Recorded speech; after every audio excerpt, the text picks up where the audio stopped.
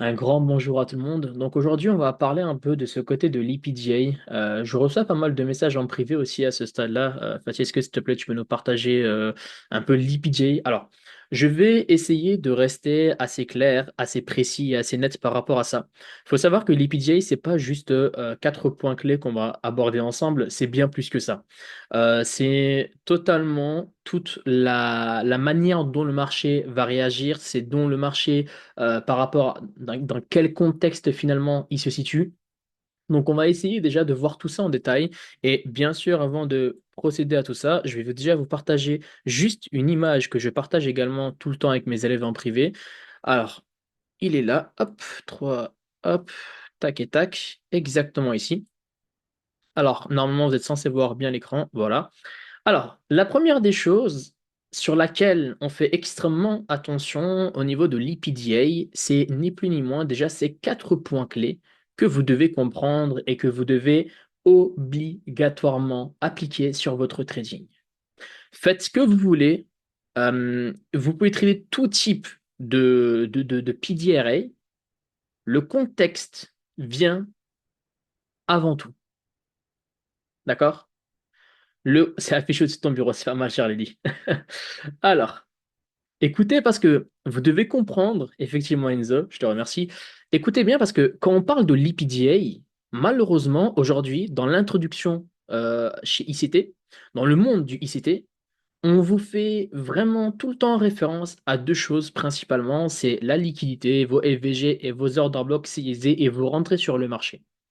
Je pense que beaucoup d'entre vous, s'ils ne sont pas encore rentables, ou du moins qui sont à BE ou qui galèrent un peu dans cette transition vers la rentabilité, il y a l'erreur qui est souvent de confondre donc finalement la narrative avec les concepts.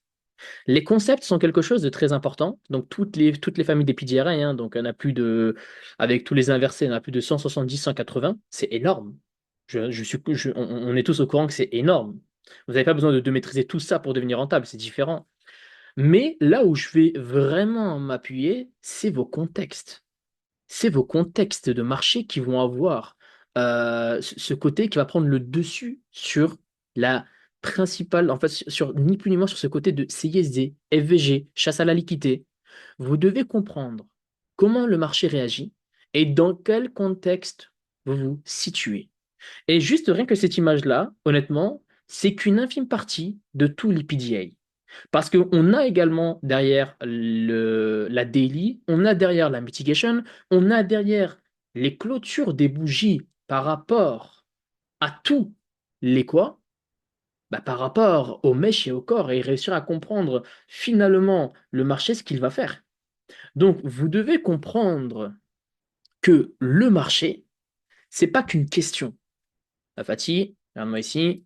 D'accord? Là, le marché il est venu me chercher de la liquidité, c'est bon, bah, j'ai un CSD là en les mains, je rentre là-dedans, je pars. C'est pas si simple que ça. Donc ici, il y a déjà tout qui est écrit. Vous devez comprendre que everything, alors ça vous l'entendez dans tous mes lives, je pense, hein. C'est devenu classique. Everything starts with a consolidation. Chaque chose commence par une consolidation. Ok? Notez-vous ça, que chaque chose commence par une consolidation. Le départ vient de là, une consolidation. Après une consolidation, on n'a pas de retracement ou de reversal. D'accord? C'est pas possible. On suit la tendance de fond. On a, je ne vais pas rentrer dans tous les détails, mais la possibilité que le marché nous fasse une manipulation. C'est différent, essayez de prendre ça en compte. On a derrière une expansion. Après une expansion, on n'a jamais de consolidation. Déjà, je sais que pour beaucoup d'entre vous, voilà, Fatih, c'est quoi une expansion? C'est quoi une consolidation? C'est quoi un reversal? C'est quoi un retracement? Je peux passer des heures et des heures à parler de chaque point, finalement. Juste de parler de l'expansion, de parler de la consolidation, de parler du reversal, de parler du retracement. OK? Donc après qu'on a une expansion, donc on n'a jamais de consolidation. Par contre, on va mettre les points sur les i, c'est que bien sûr, il faut comprendre qu'on a, bien sûr, c'est que comme je vous l'ai dit, c'est une infime partie de l'EPGA. On a le côté advanced de l'EPGA qui est basé par rapport à ça aussi. Donc, ce qui veut dire que derrière ça, on a aussi les market makers que eux, ils font quoi? Bah, expansion, consolidation, expansion, market. Après, ils font quoi? Smart money reversal. Donc, ça fait partie de l'EPA Advanced, de ce côté de expansion, consolidation. Donc, on a soit retracement et après expansion, consolidation, Soit reversal, expansion dans la direction opposée, mais attention parce que là aussi, il y a des éléments à prendre en compte dus aux phases de manipulation du prix. Et après, bien sûr, reconsolidation et rebelote, on reprend la course à la baisse. Sauf s'il y a reversal à nouveau. Donc, ce qui veut dire qu'on va faire simplement des dessins ultra faciles. On va zoomer ici, on va prendre le silo. Fatih, dans ma tendance de fond, je suis bearish. D'accord? Le marché, ici, hop, on va prendre ça, tac, tac. Ici, j'ai une liquidité externe qui peut être là. Et bah, du coup, le marché, il vient, il se met donc finalement à consolider. Attention, une consolidation, vous ne devez pas tracer avec une règle deux traits comme ça. Bah non, et parfois, il peut être un peu plus accru, en mode, il peut un peu faire ça, faire un truc comme ça, donc il n'est pas obligé d'être rectangulaire. Donc ça aussi, notez-le s'il vous plaît, parce qu'il y en a beaucoup qui pensent que voilà, il faut vraiment que le marché doit être rectangulaire, que ça, il faut que c'est visible. Non, pas forcément. Tant qu'on voit que le prix est dans un range, écoutez bien ça, quand on voit que le prix est dans un range, ça veut dire qu'on est dans une phase de consolidation. Et bien sûr, à ce niveau-là, le marché, s'il veut faire une phase de manipulation, il peut très bien faire une phase de manipulation. Alors, je ne vais pas rentrer dans tous les détails du retracement, retracement rapide, etc.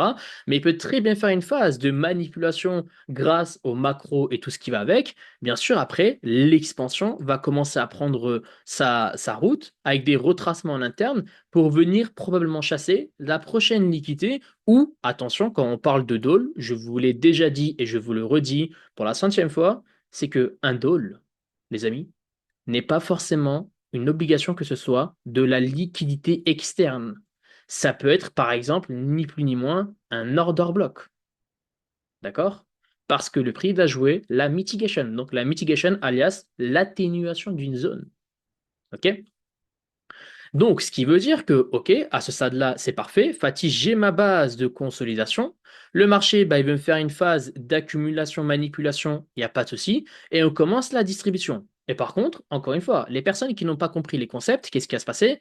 Ah, Fatih, c'est bon, là j'ai compris, j'ai un CISD, j'ai un Market Structure Shift. Et généralement, je pense que là, vous allez tous vous reconnaître. Le marché, quand il nous fait ça, il nous crée une de ces FVG et là, je pense que vous êtes en train de sourire derrière votre écran et vous devez comprendre que tout passe par là. Et donc, vous êtes tous là à mettre votre PE. Parce que le marché est arrivé où? Sur un order block, entre parenthèses, ici, et juste parce qu'il l'a respecté, etc.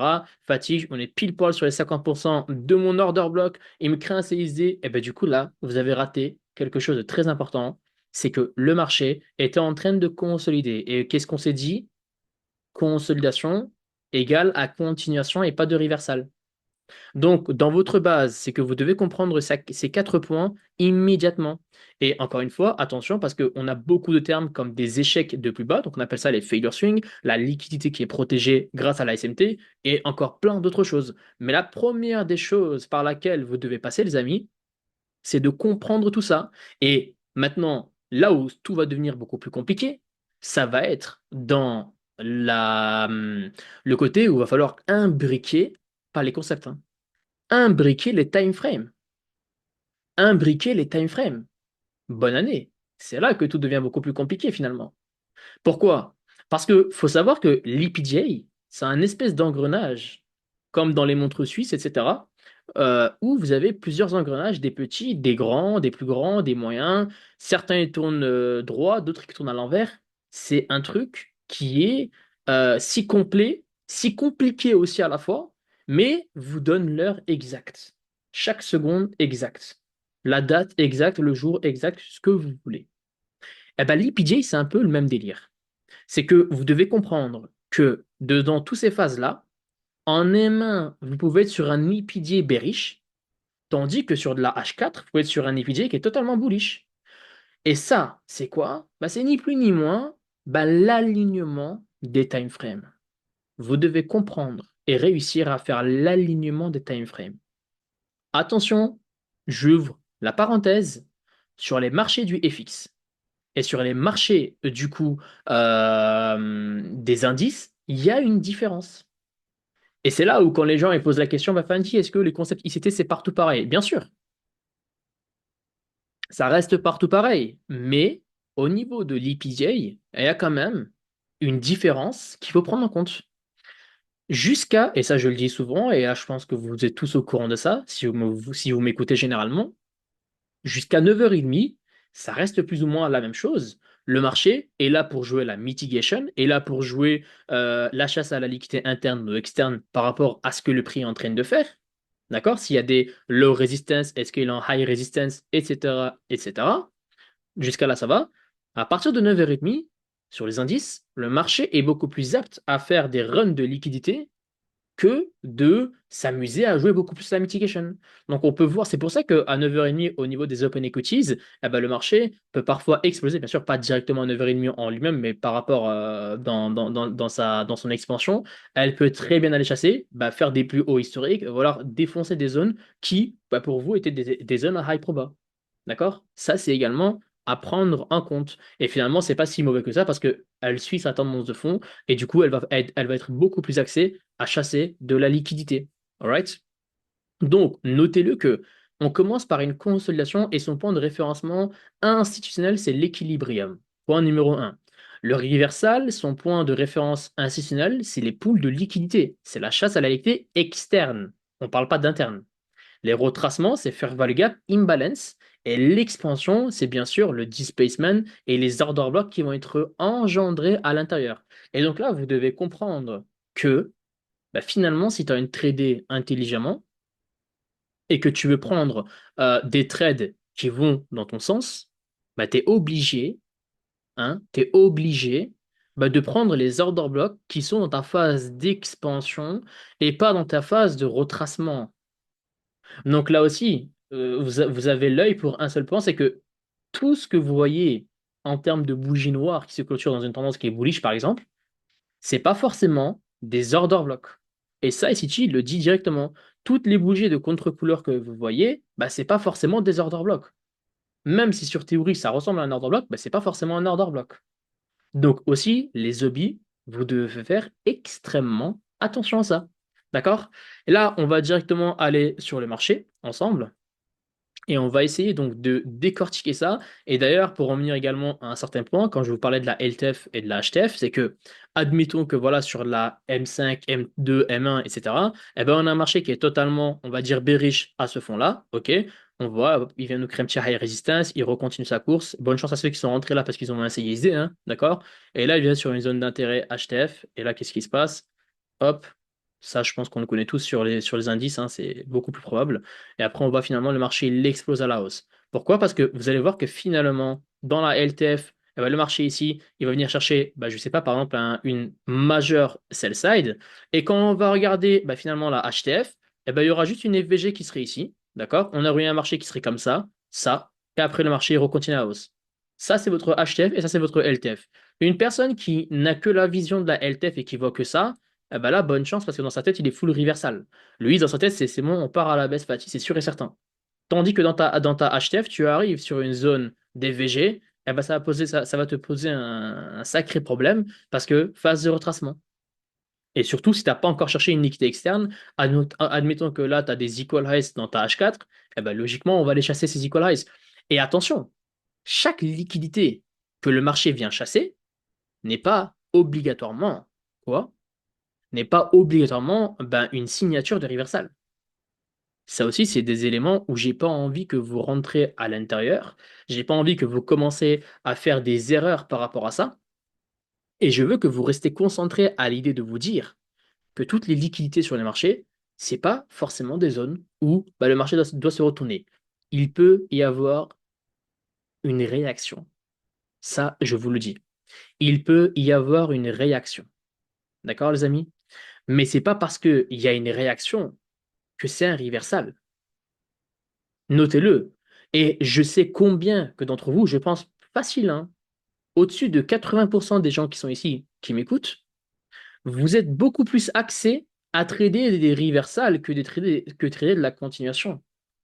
On est d'accord. Ne me dites pas non parce que je le sens à 2 kilomètres que. Parce que je sais pas hein, comment ça se fait, mais toutes les personnes qui se lancent là-dedans, généralement, c'est là où tout le monde trade ces fameux reversals. On attend que le prix arrive sur une zone et on attend le CISD et boum, on l'exécute.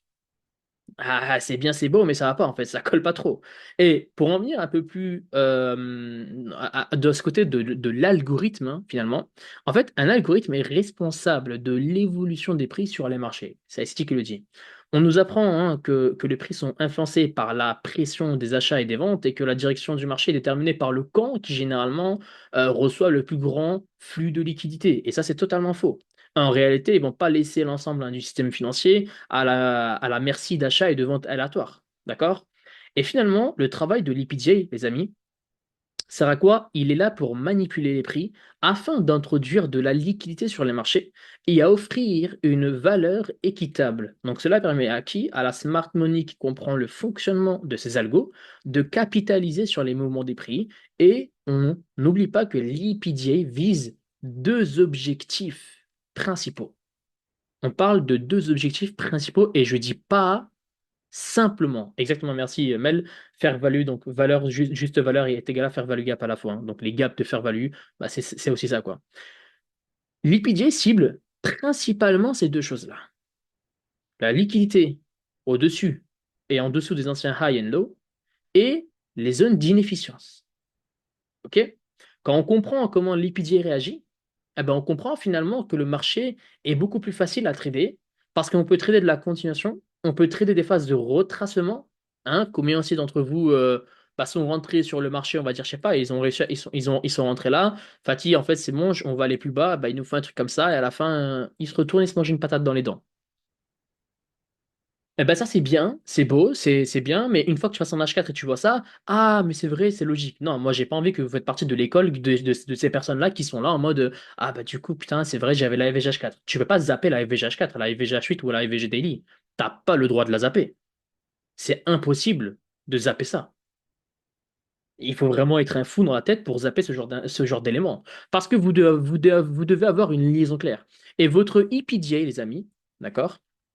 Votre EPJ est étroitement lié avec la daily. Pourquoi avec la daily? Parce que les institutions se placent sur la HTF, oubliez jamais ça, hein, les institutions se placent sur la higher time frame. Donc, ce qui fait que ben, la LTF égale à quoi? Égale ni plus ni moins, hop, on va réussir à le faire, égale à de la manipulation à gogo. Donc, ce qui veut dire que vu qu'on n'aura que de la manipulation, eh ben, c'est là où la liquidité va être générée sur les marchés. OK? C'est là. Donc, higher time frame égale les parents et les LTF, it's les enfants. Donc, en théorie, les enfants écoutent les parents, sauf les miens. Pas mal, pas mal. Donc, notez-vous que c'est littéralement ça. Alright? Donc, faites pas d'erreur. C'est que votre EPT est drivé par la daily et que la lower time frame est là pour la manipulation. Mais attention, elle aussi, elle exécute l'EPJ derrière. Parce qu'elle rentre dans ce cycle de l'EPJ. Parce qu'il y aura quand même une phase d'EPJ derrière. Donc, vous devez faire extrêmement attention à tous ces éléments sur les marchés. Faites ce que vous voulez, mais ne faites pas d'erreur par rapport à ça. Et pour commencer, je vais vous montrer deux exemples avant d'entamer. On va aller par exemple sur Euro USD pour commencer. Hop, on va juste aller en H4 par exemple, un truc qui est super simple et super bidon, hein, je pense. Et attention, ah, ça aussi je suis en train de vous parler depuis avant, mais l'EPJ, hein, il est étroitement lié aussi, donc avec la daily, comme on s'était dit. D'accord? Et à votre avis, il est lié aussi avec quoi? Allez, si vous le trouvez, vous êtes bon. La daily, dites-moi dans le chat. Ne soyez pas juste spectateur. Voilà, on est tous d'accord, voilà. Il est lié avec effectivement le DRT. Donc avec notre daily range théorie. Alright? Donc ces trois éléments, c'est eux qui vont vous donner bah, sur les marchés votre rentabilité à long terme. D'accord? Et pour vous la faire assez simple, d'accord? Pour vous la faire assez simple, maintenant, je vais vous montrer un point qui est juste, qui est plutôt simple, hein. Fatih, écoute, regarde, je suis sur ma H4, comme tu me l'as dit, bah, je vois aucune EVG ici à ce niveau-là. D'accord? Je suis sur les marchés, je vois pas d'EVG. Attention, je vais juste faire ça. On va mettre, tac, on met ça ici comme ça. Fatih, j'ai pas d'EVG, du coup, bah, est-ce qu'on peut venir chasser cette liquidité qui est ici? Ça, c'est bien sûr ta vision que toi, tu as sur la H4. Il faut que tu arrives à driver le prix parce que on est d'accord que quand même, le prix de ce dernier swing low qui est dans une efficience à ce dernier swing high, il est revenu où? En discount. Je vais quand même le tracer.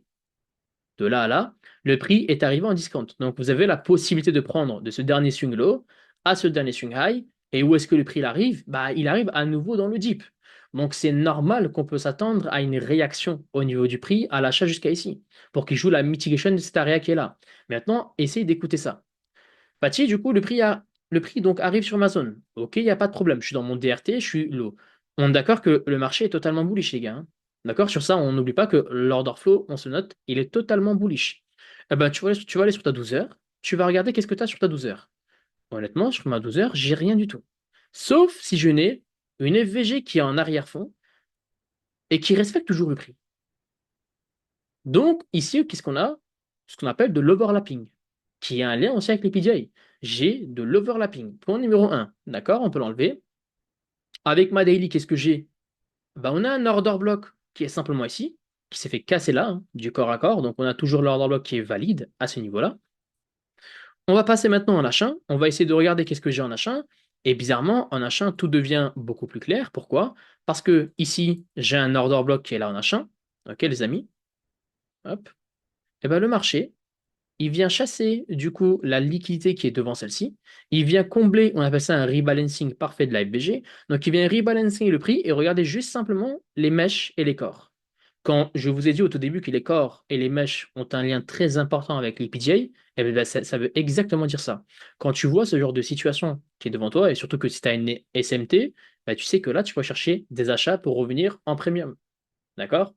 Et donc, encore une fois, on va pas essayer de viser n'importe quoi. Les corps expliquent l'histoire et les mèches font les dégâts. Donc, on va aller faire un backtesting ensemble. Alors, que ce soit sur les indices ou sur les fixes, c'est la même chose, hein. Donnez-moi une date, s'il vous plaît, au hasard, hein. Je vous écoute pour la date. Et je vais vous montrer que finalement, c'est quelque chose qui est beaucoup plus simple, hein. D'accord? Du coup, vous êtes chaud. Donc, on va écouter Marcelo, 17 mars. Alors, on va aller sur 17 mars 2024, probablement. Ça va être mieux. Voire 2023, là, on va aller sur 2023. Comme ça, on va utiliser également la SMT. 17 mars, c'est un bon petit lundi des familles. Et là, on va faire ensemble tout ça. On va essayer de regarder le marché, comment il va réagir, qu'est-ce qu'on doit faire et comment on doit tout prendre en compte. Et comment utiliser le DRT. Parce que maintenant, une personne qui est devant les graphiques en daily et qui voit ça, bah, je pense que Fatih, full expansion, j'aimerais revenir dans la FVG. Ne soyez pas, s'il vous plaît, ne faites pas partie de ces gens-là aussi qui voient une FVG qui est là. Fatih, il faut que le marché revienne ici. Pas forcément, d'accord? Le marché, s'il veut continuer son expansion bullish, il continue son expansion bullish. Right? Donc sur ça, s'il vous plaît, ne faites pas d'erreur. Donc la première des choses par laquelle on va commencer, ça va être ni plus ni moins de commencer tranquillement par la quoi? Par la weekly. Bah, vu qu'on est un lundi, probablement, on peut passer en weekly et on va check ensemble un peu ce que le marché nous a donné. D'accord? Et on peut s'établir un DRT de ce dernier swing high à ce dernier swing low qui est là. Et on peut voir que le marché a cassé violemment, bah les quoi? Les 50% avec de la fair value gap. Et bien sûr, si je prends un DRT externe de ce dernier swing low à ce dernier swing high, parce que rappelez-vous que ça, je vais bientôt en parler sur YouTube aussi, les DRT, on a trois niveaux de DRT. OK? Donc vous avez bah, le major, mince, hop, je pense que vous avez dû comprendre, hein. On a le major, on a le middle et on a bah, finalement le plus petit. D'accord? Donc, c'est là où tout va prendre on va dire le relais. C'est que là, le marché, donc, qu'est-ce qui se passe? On en crée un, il nous crée un beau CSD sur de la weekly, le marché va repasser et sachez-le que entre les 1 et les 0,5, ça aussi, c'est un espèce de premium and discount, hein. D'accord? C'est pour ça que vous voyez le marché qui divague entre les deux. Il repasse, il revient en haut, il vient chasser toute la liquidité, il nous fait un échec, ok? Et le marché il donne du coup sa distribution bearish, il vient toucher les 0,5 parfaitement, il rentre dans la fair value gap qui est en premium pour rejeter le prix en discount. Est-ce que je suis sur un modèle d'un marché qui est bearish ou qui est plutôt bullish, les amis? Dites-moi dans le chat. On est d'accord qu'on est beaucoup plus bullish que bearish. C'est pas parce qu'il y a des mouvements bearish qu'on est bearish. Donc ça aussi, ça à prendre en compte. Et c'est pas parce que, également au niveau des DRT, c'est pas parce qu'on est sur des niveaux, on va dire, deep premium que vous n'avez pas le droit de faire des achats, hein. Bien sûr, les achats restent toujours possibles dès qu'on a des signatures derrière. Donc, qu'est-ce qu'on va faire? On sait que le marché est revenu dans le discount et c'est là que vous avez vos PDRA à high probability. Là, j'ai mon busy qui est là. On peut remarquer que le marché travaille parfaitement et d'ailleurs, c'est un busy à IOFED. Donc, vu que c'était un point de repère institutionnel, eh ben, le marché vient chercher du coup l'IOFED qui a servi au prix d'aller faire des plus hauts et tout ça en weekly, les amis, hein. Il revient travailler dedans. Et pourquoi du coup, là, le marché galère à partir directement à la hausse? Parce qu'il doit jouer la mitigation de l'order block à IOFED et KC. Donc, il touche ma zone, il vient jouer la mitigation, il nous fait un échec. Et regardez bien ça, il vient chercher ma liquidité externe. Donc, vu qu'il vient chercher ma liquidité externe, dans ce mouvement bearish qu'on avait ici, donc ce reversal bearish qu'on a eu, parce qu'il a quand même chassé aussi cette liquidité externe qui est là, hein, d'accord? Regardez bien en détail le marché, hein. Eh bah, du coup, qu'est-ce qu'il fait? Il revient purger. Et de toute façon, quand on passe en dessous des 0,5, l'EPJ, entre parenthèses, il se reset aussi à la fois. Donc, en même temps, il vient chasser sa liquidité. Il revient sur une zone d'intérêt. Là, il joue un peu ce jeu de va-et-vient avant de donner lieu à son expansion bullish. Et donc, on va passer en daily. D'accord? Essayer de comprendre un peu plus en détail. On a vu que la weekly, c'était déjà assez clair. Et là, qu'est-ce qu'on peut remarquer? On peut remarquer qu'on a eu un marché qui est totalement bullish à ce niveau-là. Et on est sur un momentum bullish. Effectivement, j'ai quand même à ce niveau-là de l'entrée de ma FVG Daily. Donc, on peut quand même la notifier, les amis. D'accord, hein? Donc, on écrit entry FVG Daily. Donc, ça, on ne le zappe pas, hein. Si le marché veut revenir, il peut revenir. Mais, pour ceux qui ont l'œil, qu'est-ce qu'on a ici? On a un marché qui fait que des immediate rebalance. OK? J'ai un marché qui fait que des immediate rebalance. Donc, ce qui veut dire qu'il y a une envie de la smart money de faire pousser le prix où? À la hausse. Donc, finalement, effectivement, Enzo, c'est que là, le marché, il est en train de pousser. D'accord? Et c'est ici qu'on va essayer de rester beaucoup plus professionnel et on va essayer de lire le marché derrière. OK? On va essayer de lire le marché intelligemment. Pourquoi ici le marché réagit? Parce que on a ici un order block, donc une belle liquidité que le marché est venu chasser. D'accord? On a un marché qui revient ici à la baisse. On va regarder sur les multi-time frames si j'ai pas quelque chose. Et bizarrement, qu'est-ce que j'ai là, les gars? Un NeoFed. Donc, pour ceux qui ne sont pas au courant, les DRT, on peut aussi les tracer à partir du DRT. Donc, on a un DRT interne qui est à ce niveau-là. On va zoomer à l'intérieur et le marché est repassé où, les gars? En discount. Maintenant, je vais vous poser une question. Est-ce que c'est logique qu'on ait un marché qui serait probablement bullish par la suite et qu'on pourrait déjà comme target venir chercher le Paris Daily High? Ou est-ce que c'est pas logique du tout pour vous? On est d'accord que là, c'est logique. Alors, si dans le chat, il y en a qui ont un peu du mal, n'hésitez pas à me le dire quand même que Fatih, écoute, j'ai du mal, quoi. Et seconde chose aussi qu'on peut voir à côté, c'est que s'il te plaît, Tristan, évite d'écrire. Je vais supprimer le dessin. Hop. Éviter d'écrire sur les écrans. Alors, là, j'ai un order block, les gars. OK, j'ai un hobby qui est là. Cet order block, eh ben, on peut remarquer que le marché respecte parfaitement les 50%. Et dans vos graphiques, vous devez aussi trouver des highs et des lows protégés pour que vous arrivez à travailler à l'intérieur d'une manière générale. Donc, ce qui veut dire que là, j'ai un EPJ qui est bullish. IOFED, donc les IOFED sont également une signature d'un marché qui est poussé à la hausse. Donc, j'ai pas de signature de reversal ou quoi que ce soit. Si le marché ici, il serait parti à la baisse, j'aurais dit, OK, bah finalement, il me redonnait un CIC. OK, peut-être pourquoi pas retracer un peu plus profondément pour revenir dans mes EVG daily et voir si le marché peut repartir à la hausse. Donc là, j'ai un DRT interne. Je vais aller en H4. On va avancer juste deux bougies pour passer la session asiatique et on va regarder ensemble en détail le prix. Et ben là, j'espère que vous avez l'œil, hein.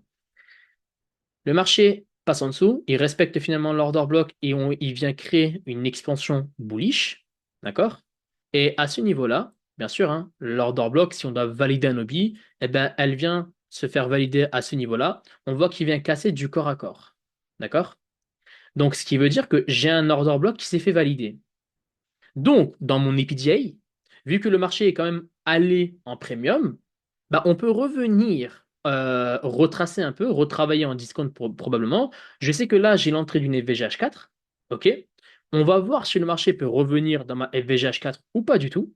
On reste patient, mais on sait que là, on a validé un order block et que si le marché veut juste travailler comme ici il le fait à l'intérieur, il peut très bien repousser. Je vais aller en achat. OK, maintenant, je vais tous vous poser une question. J'ai mon entrée de la FVGH4 qui est ici, mais on peut tracer un cadran à l'intérieur de mon busy H1 Alors ça, encore une fois, c'est un peu un niveau poussé sur les fair value gap, hein. On va tracer un cadran sur ça et on va essayer de regarder ensemble comment le marché va réagir au niveau de ça. Maintenant, je vais tous vous poser une question, mais simple, hein. J'ai pas envie que vous galérez à répondre. S'il vous plaît, réfléchissez bien à tout ce que je vous ai dit jusqu'à présent. Et ne faites pas l'erreur de me dire une mauvaise réponse. J'ai pas envie de voir ça dans le chat, sinon vous allez faire 5 tours de terrain cet après-midi. Qu'est-ce qu'on voit ici? Une consolidation. Voilà. D'accord? On est dans une phase de consolidation. Donc, finalement, le marché va-t-il pousser à l'achat ou on va partir à la baisse?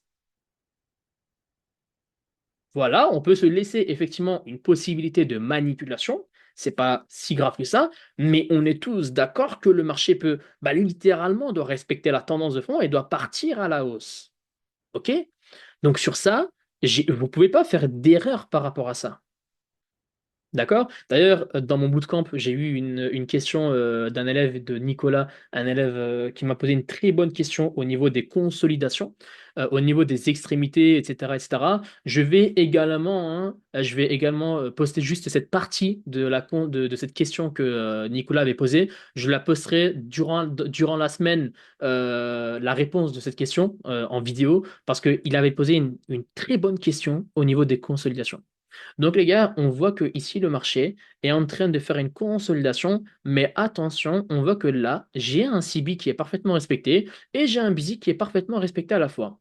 Et ça aussi, on peut donc appeler ça le time and distortion. C'est plus qu'une accumulation, c'est une grosse phase où le marché est là pour chasser de la liquidité. OK? Donc ça aussi, voilà, même au niveau des consolidations, on a plusieurs manières d'interpréter une consolidation, telles les accumulations, les distributions et la phase de distorsion du price action. OK? Donc ce qui veut dire que, OK, j'ai ma FVG qui est là, on va rester le plus simple possible. On va probablement avoir ici le Midnight Open. D'accord, les amis? On le met ici. J'ai le Midnight Open. Donc ce qui veut dire que si là maintenant, je vais trader ça d'une manière intellectuelle, d'accord, pour rester le plus simple possible, eh ben, je vais essayer de regarder comment le marché va réagir. Si j'ai une signature qui serait ici, eh ben, on va partir à l'achat. Et attention, ne partez pas en M1 et ne commencez pas votre session. Alors, attends, je vais se passer quand même ça. On peut avancer une bougie parce que les midnight. Voilà. Qu'est-ce qui se passe? Déjà, on voit un marché qui part à la baisse. Donc, encore une fois, toutes les personnes qui sont en LTF et que là, ils disent ah, bah, Fatih, c'est bon, c'est aisé, on peut partir à la baisse. Bah, franchement, bonne chance à vous, quoi. Donc, qu'est-ce qui se passe? Le marché remet sur les 0,5. D'accord? On va un peu continuer. Ah, bah voilà, du coup, c'est là que tout va poser un problème. Hein? Pour beaucoup d'entre vous, Fatih, on vient de commencer la session bah, du coup de London. Regarde, j'ai une EVG, qu'est-ce que je vais faire? Bah, c'est bon, t'inquiète. De toute façon, il nous a dit quoi? Regarde, chasse à la liquidité, carrément, on peut même avoir une SMT, hein. Admettons qu'on a même une SMT, les gars, hein. Admettons qu'on a même une SMT. Exactement, mon cher Enzo, c'est que là, on va jouer le jeu de la mitigation. Eh ben, la personne elle va se dire quoi? Ok, c'est parfait. Bah, j'ai ici mon Parasite High qui m'a approché une liquidité. Bah, Fatih, c'est bon, tu nous as appris quoi? Mec, s'il te plaît, mais vraiment, je vous le demande gentiment, arrêtez de cramer des comptes Funded, arrêtez de cramer vos propres comptes, arrêtez de donner de l'argent à droite à gauche pour trouver un cheat code, arrêtez ça s'il vous plaît. Arrêtez ça.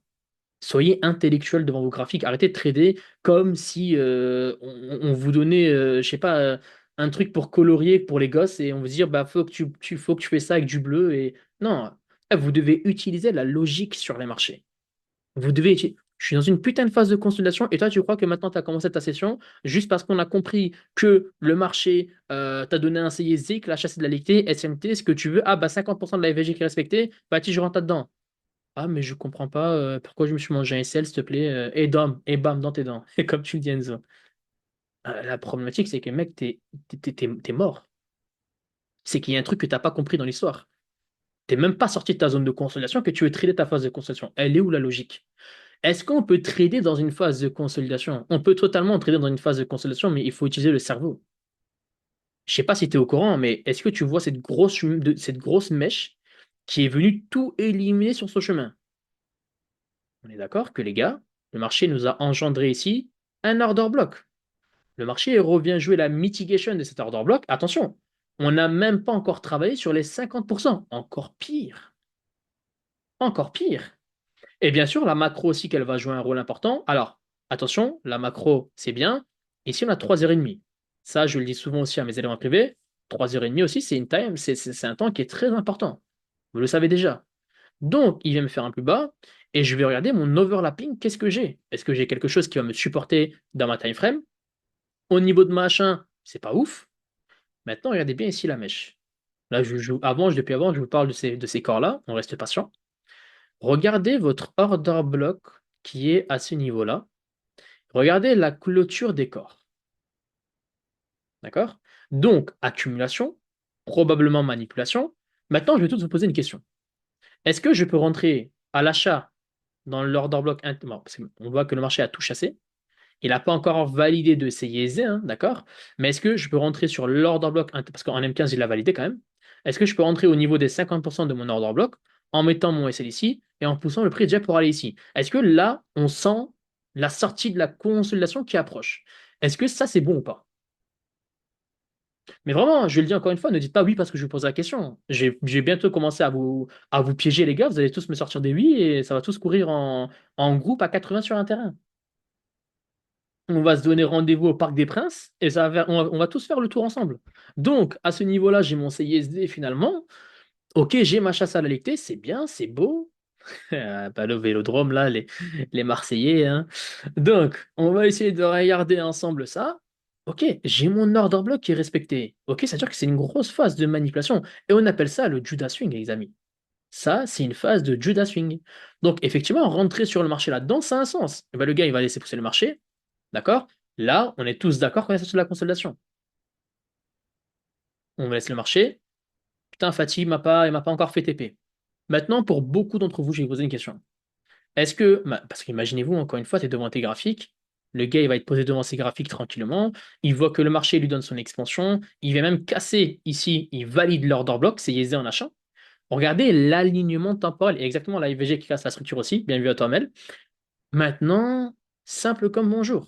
On a du coup cette IVG qui est vraiment high probability, hein, cette IVG-là, hein, c'est notre enfant, on peut la prendre en compte, hein. Je pense que elle va faire des grabuges, hein.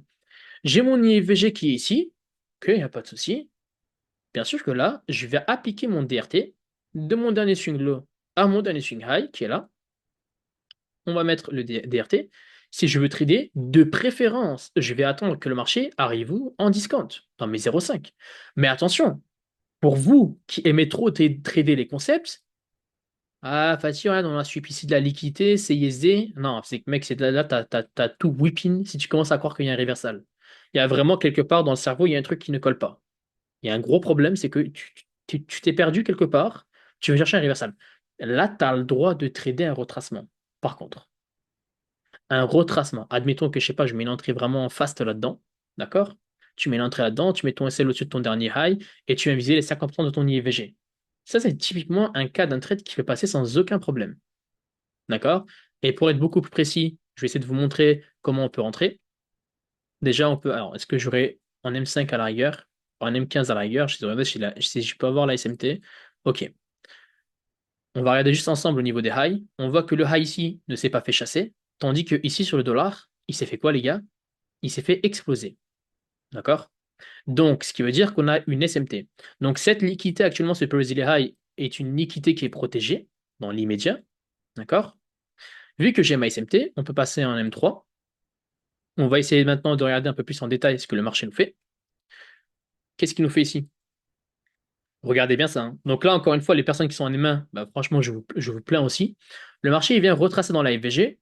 Ici, il touche la FVG M15, il nous fait un double purge. Donc il revient purger une deuxième fois ta liquidité. Donc la SMT, elle est toujours au niveau du price, hein, il n'y a pas de souci. Donc il vient faire un double purge, et là, il vient me créer un CISD. Donc ça veut dire que moi, je peux rentrer dans ma FVG qui est là, mon SL, je peux le garder au-dessus, on laisse le prix. Fatih, ok, là maintenant, tu peux re-rentrer sur cet order block, donc on appelle ça mitigation block. D'accord? On peut rentrer sur ce mitigation block avec aisance, mais attention à un élément. C'est que votre high qui est là, le marché peut très bien la chasser aussi. Pourquoi le marché peut chasser le high qui est là? Allez, hop, bonne chance à vous tous. Parce que ici, le prix, si jamais, par exemple, il vient toucher la FVG qui est là, avant notre TP, hein, d'accord? S'il vient toucher la FVG, ou alors même sur la zone en croix qui est ici, sur les zones qui sont ici, comme là, il est arrivé, donc on a un quoi ici, les gars?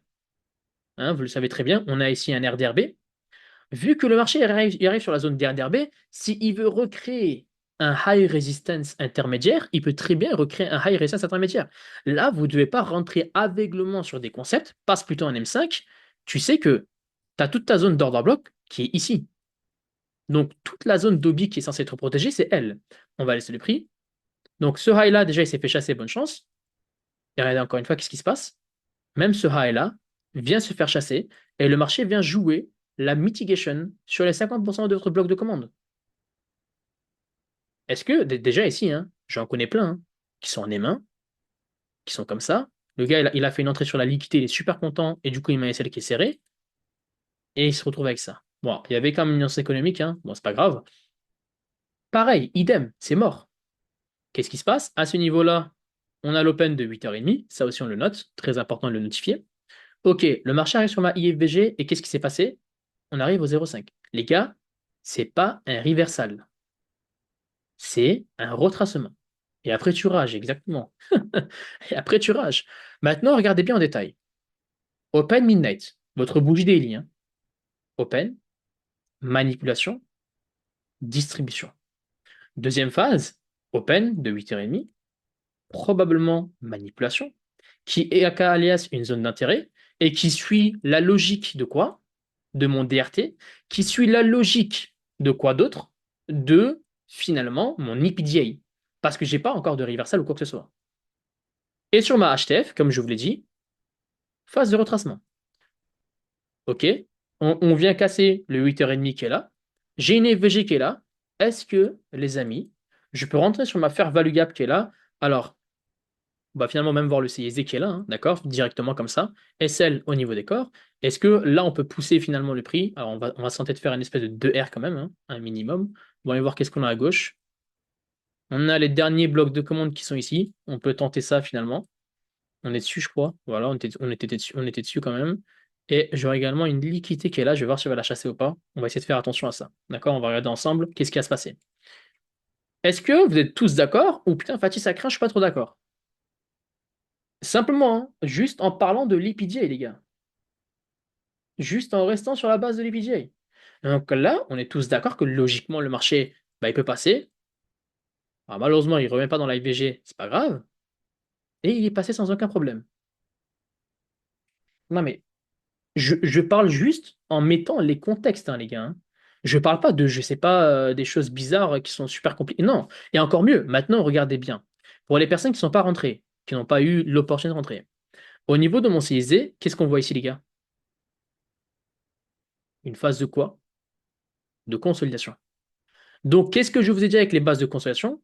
Vos points de repère sont les 50%. Fatih, écoute, j'ai eu un peu peur de rentrer ici. Bah, du coup, moi, je voulais rentrer dans la EVG. Malheureusement, j'ai pas pu me faire déclencher. Et du coup, je vois que le marché il sort de la zone de consolidation, créancier de la EVG, et j'ai mes 50%. Mon set préféré, exactement. Les consos sur des breakers. C'est vrai que c'est très, très, très puissant. Du coup, les gars, vous rentrez sur votre order block final. SL, vous le placez en dessous. Et carrément, vous ressortez avec un meilleur RR aussi. Ça passe. Ok, magnifique. Ça continue. On vient chercher du coup de la liquidité. On a encore celle-ci qui est là. Maintenant, avant de vous laisser sur ça, je vais essayer de voir qu'est-ce que le marché va faire ensemble. Hein. On va travailler tout ça. On va delete. Alors, on va juste laisser quand même la FVG. Elle était belle. C'est parti. On va voir laisser le prix. Ok, donc là, le marché, qu'est-ce qu'il fait? Ok. Qu'est-ce qu'on voit ici, les gars? Dites-moi dans le chat. On est d'accord que c'est une phase de consolidation. Ok, j'ai cherché une liquidité quand même. Maintenant, regardez un peu plus votre higher time frame. La H4, la H1. Est-ce que cet order block qui est là, d'accord, le CISD qu'on a créé ici, le marché, bah, est-ce qu'il peut toujours revenir à l'intérieur? On peut prendre celle à partir de la H1 qui est là, comme ça, hein, d'accord? Alors, on a aussi les mèches qui vont avec parce qu'elles sont quand même assez badass, hein, d'accord? Est-ce que on peut finalement ici faire consolidation, manipulation, distribution à la hausse, ou est-ce que c'est consolidation, on part à la baisse, Fatih? Maintenant, dans le chat, dites-moi tous. Est-ce que vous êtes tous reversal, on part à la baisse, ou est-ce qu'on est tous bullish, on part à la hausse? Ok, à la hausse, reversal. AMD, ouais. Bull. Alors, on est tous d'accord que voilà, on est tous d'accord que vous êtes quand même beaucoup, majoritairement plus beaucoup bullish. Alors, c'est pas grave, on va essayer de rester quand même patient, on va regarder ensemble le prix. Alors, toi, tu restes à ta place, Peter Block. hop, hop. Mais on va le mettre en plus en noir comme ça. Ok. On laisse le prix. Bon, bah, du coup, qu'est-ce qui s'est passé, les gars? Accumulation, manipulation, et là, original consolidation. Deuxième base de la consolidation, smart money reversal. Regardez la H1, comment le prix a clôturé à l'intérieur de la fair value gap. Ici, on est sur un RDRB H4, d'accord? On est sur un RDRB H4, le marché s'appuie, il explose à la hausse. Et donc finalement, qu'est-ce qu'on a eu là? Pour les plus intelligents, à partir ici de la zone de conso, expansion, retracement au 0,5, pour ceux qui galèrent un peu avec les hop, avec ça, eh ben le marché est revenu en discount avant d'exploser et faire la continuation bullish. Pareil, la même chose pour les indices. C'est tout le temps, tout le temps, tout le temps la même chose. On est sur un train bullish, consolidation, expansion, retracement. Expansion, il revient nous créer quoi? Un high resistance. Le marché, qu'est-ce qu'il fait? Accumulation.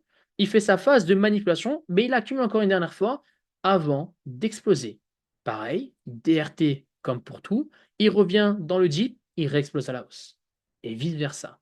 Tout le temps la même chose. C'est partout pareil. Ça n'a jamais changé et ça va jamais changer également. Et mettez ça en tête, que ici, vous devez comprendre le marché vraiment à sa juste valeur. Et vous ne devez pas rentrer sur simplement des reversals ou simplement sur des CISD ou je ne sais quoi. Vous devez réussir à comprendre que l'EPJ, c'est la chose la plus importante que vous avez sur les marchés. Donc, ce qui veut dire que vous devez quand même un minimum essayer de faire quoi, les gars? C'est que vous devez comprendre dans quel contexte vous êtes et vous devez attendre. Encore une fois, hein, je le dis quand même, mais avec moi, ça a l'air souvent simple, hein, mais vous devez comprendre beaucoup plus le marché et réussir à rester beaucoup plus simple dans votre démarche. D'accord? Et vous ne devez pas sauter sur quoi? Sur des simples concepts qui sont présentés à vous. CSD, FVG, Order Block High Proba, je sais pas quoi. On reste le plus facile possible. Est-ce que tu peux nous montrer comment? Bien sûr, avec grand plaisir. Mon DRT, il est littéralement comme ça, les amis, pour ceux qui veulent avoir exactement la même. Donc voilà le DRT.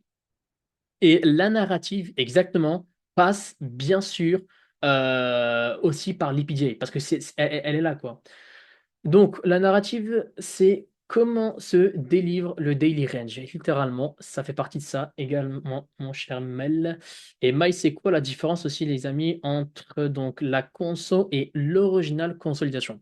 Alors, vous devez savoir que dans les market makers, on a toujours une première base d'original consolidation qui débarre en fait le market maker. Tandis que, parce que c'est là aussi, on a comme je vous ai dit, hein, tu as les accumulations, tu as les distributions, tu as les re-accumulations, redistributions, tu as l'original consolidation, tu as la consolidation. En fait, tu as beaucoup de bases. Comme je vous l'ai dit, en fait, vraiment, je pense que je ferai soit sur YouTube, soit en live, encore une fois, ici, comme pour vous. Je ferai peut-être un call dédié entièrement à tout ça. Mais bien sûr, c'est quand même quelque chose qui est assez, assez, assez badass comme concept, hein, rien que la consolidation en elle-même. Alors, j'espère que, les amis, ça vous a plu. J'espère que ça vous a ouvert les yeux. Rappelez-vous que vous devez mettre en pratique tout ça. Vous devez réussir à comprendre tout ce que je vous ai montré ici pour vraiment devenir, hein, d'accord? Pour devenir des machines sur les marchés et ne pas juste trader, hein, ne pas juste trader des simples concepts. Utilisez la narrative, utilisez la logique derrière le marché et je vous le jure et je vous le garantis. Là, je vends pas du rêve comme ce qu'il y a sur Instagram, à droite à gauche, où les gens, juste pour faire des vues, eh ben, ils essaient de descendre les autres. Les amis, si vous voulez être rentable en trading, vous devez comprendre les contextes, vous devez comprendre dans quelle phase vous êtes au niveau du marché, et vous devez trader ce qu'il va donner avec les signatures derrière, depuis tout ce que je vous ai dit dès le début, de A à Z. OK? De A à Z. Oui, il y aura la rediffusion de ce live, les amis, avec plaisir. J'espère que ça vous a plu. Et donc, bombardez-moi ce chat. On ferait une petite story également pour Instagram. Donc voilà, j'espère que ça vous a plu. J'espère que ça vous a ouvert les yeux. Maintenant, prenez tout ça en compte. Prenez vos stylos, promenez tout ça et faites finalement une magnifique synthèse et essayez de comprendre en détail tout ça. D'accord, les amis? En tout cas, c'était un grand plaisir pour moi de vous partager ce savoir-là. C'est que le début. Prenez soin de vous et on se dit à très vite.